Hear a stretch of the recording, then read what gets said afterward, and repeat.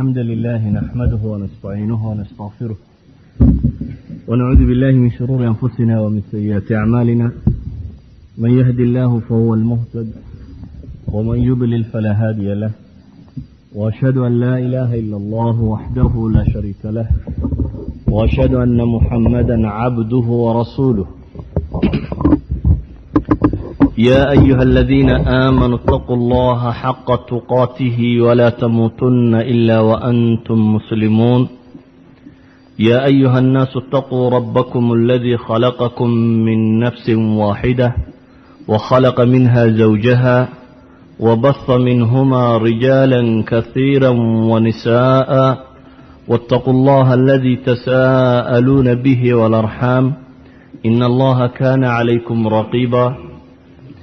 يا أيها الذين آمنوا اتقوا الله وقولوا قولا سديدا يصلح لكم أعمالكم ويغفر لكم ذنوبكم، ومن يطع الله ورسوله فقد فاز فوزا عظيما. أما بعد، فإن أصدق الحديث كتاب الله، وخير الهدي هدي محمد صلى الله عليه وآله وسلم، وشر الأمور محدثاتها، وكل محدثة بدعة، وكل بدعة ضلالة. وبعد، أخوتي في العقيدة، waxaan isku dayaynaa inaynu weli fii suurati yuusuf nudandin xowlaha in sha allah. qisatu yuusuf ay leenahay runtii waa qiso cibar aada u tiro badani ku jiraan.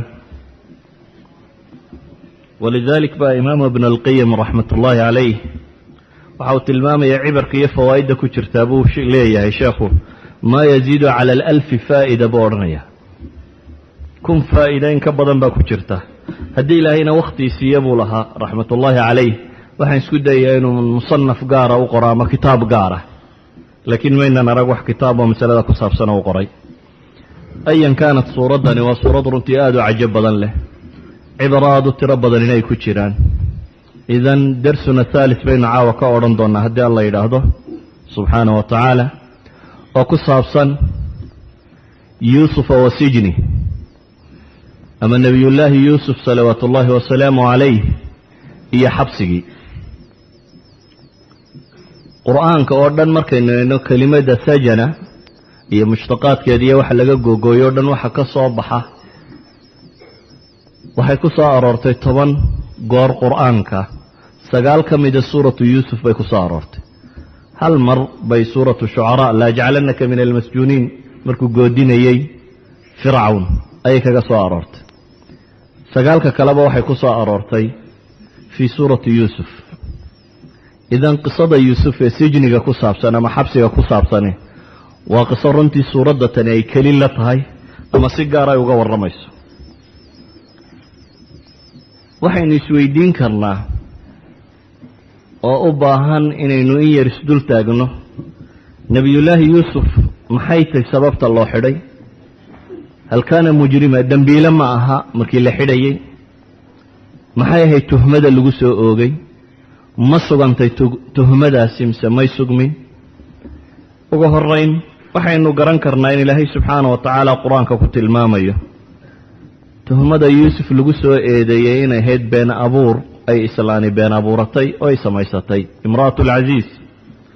waxaa ilaahay subxaana wa tacaala qur-aan ku tilmaamayaa markii ay nebi yuusufun guraysay ee uu diiday ee ka soo cararay ee albaabka laysla soo gaadhay ee odaygeedii meesha lagula kulmay inay markaa tuhmo bilowday, diyaarba u ahayd oo ay leedahay qaalat maa jazaau man araada biahlika suu'a ila an yusjan aw cadaabun aliim.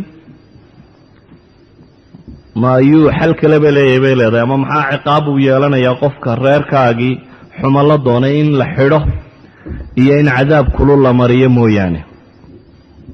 waxaa kaloo qur-aanku inoo tilmaamayaa inay si cadba ugu goodiday, oo marka iyada iyo haweenkii kale iswaraysteene meesha laysugu yimi ee nebi yuusuf lasoo bandhigay ee markaasi haweenkii ay gacmaha iskaogooyeen waa tii lahayd qaalat fadalikunna aladii lumtunnanii fiih walaqad raawatuhu can nafsihi faاstacsam walain lam yafcal ma aamuruhu layusjananna walayakuuna min alsaagiriin.